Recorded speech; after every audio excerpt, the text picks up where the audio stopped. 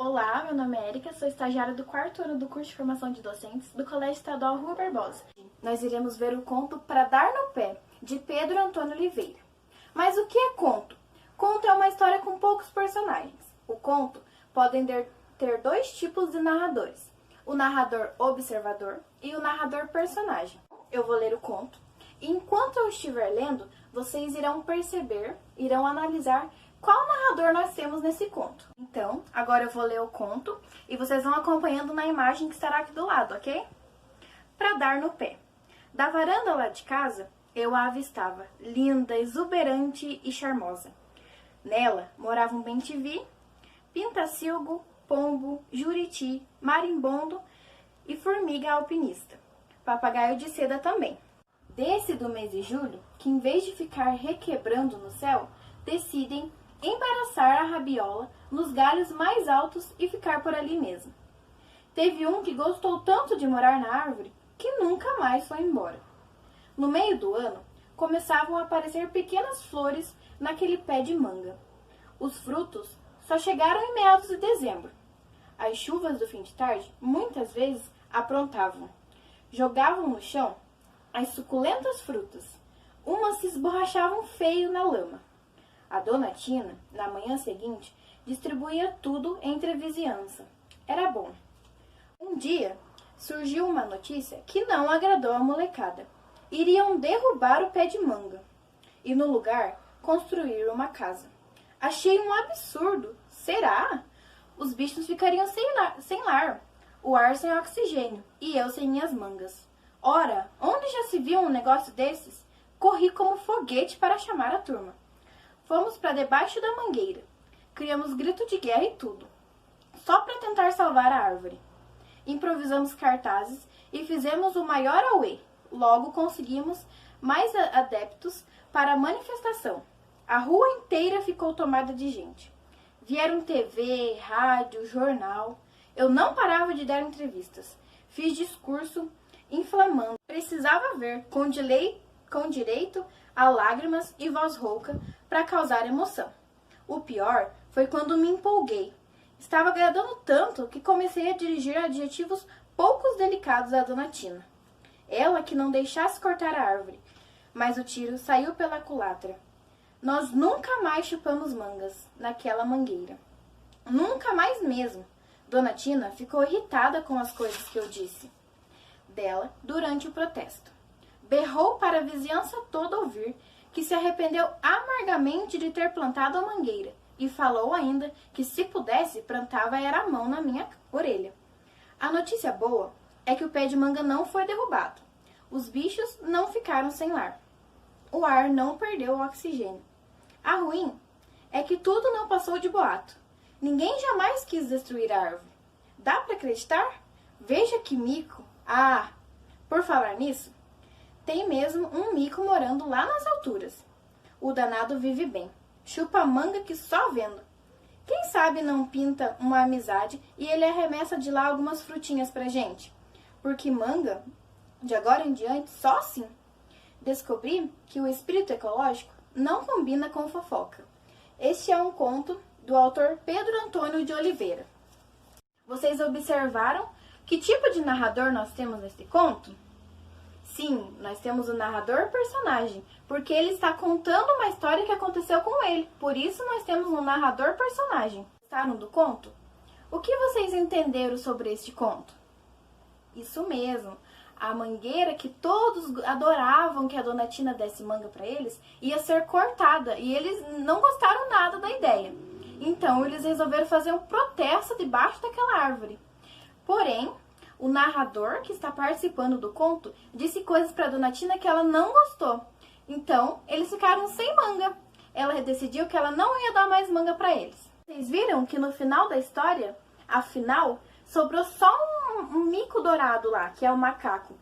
Que eles queriam muito que aquele mico jogasse umas mangas lá para eles, porque eles não aceitavam a ideia de ficar sem manga. Legal este conto, né? Agora, para refrescarmos um pouco a memória, vamos relembrar dos personagens do conto. O primeiro personagem era o bem-te-vi, que morava na árvore. Tínhamos também o pintacilgo, que também morava na árvore e é um pássaro também. Tínhamos também o pombo, o juriti, que também era um passarinho e morava na árvore. Tínhamos também o marimbondo. Tínhamos a formiga, que também morava na árvore. E tínhamos também o papagaio de seda. Mas o que é o papagaio de seda? O papagaio de seda aqui pra gente é a pipa. Porém, a pipa também tem outros nomes em outras regiões, como por exemplo no Nordeste. No Nordeste eles chamam a pipa de papagaio de seda. Tínhamos também a dona Tina, que era a dona da árvore. Era ela quem dava manga para a população, para a vizinhança. Tínhamos também a molecada, que era a vizinhança, que foram lá fazer o protesto.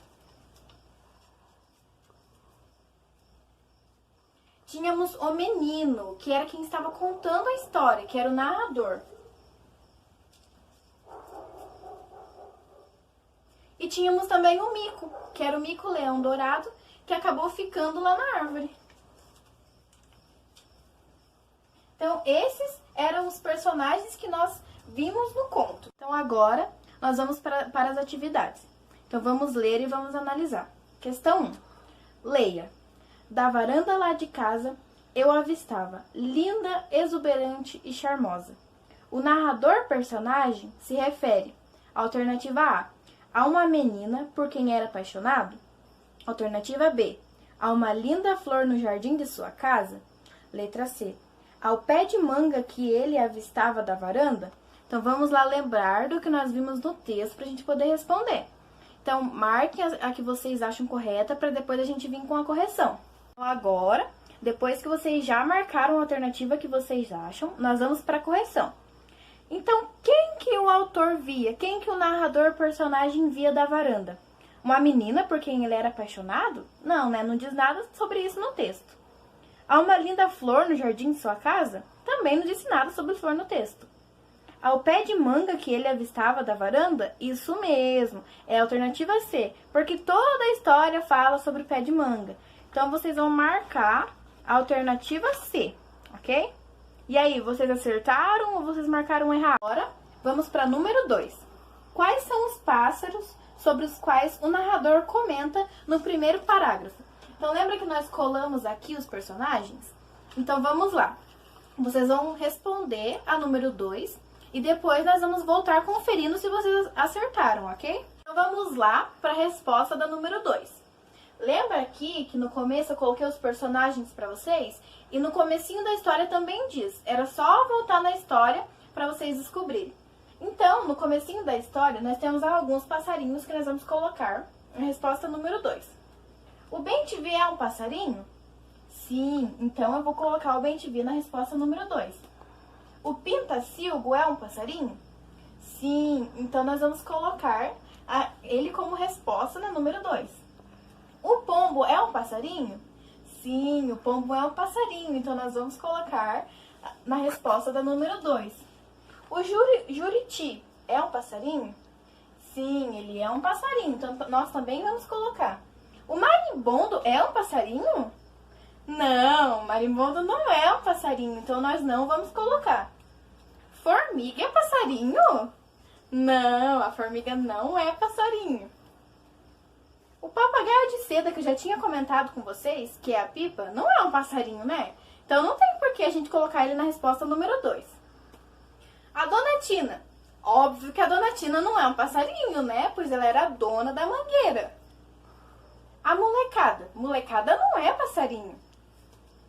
O menino. Menino também não é passarinho.